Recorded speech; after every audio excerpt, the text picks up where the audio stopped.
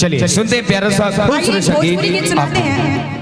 यहाँ शादी का माहौल है, यहाँ बहुत सारी ऑलरेडी शादीशुदा महिला हैं। देखिए शादी के बाद प्यार भी होता है और कभी कभी प्यार भरा तकरार भी होता है। तो आइए गीत सुनाते हैं क्या हुआ है। नरम से जरिया छोड़ के रौआ सूतल बानी, भूया जी रूसल बानी का। नरम से जरिया छोड़ के रौआ सूतल बानी,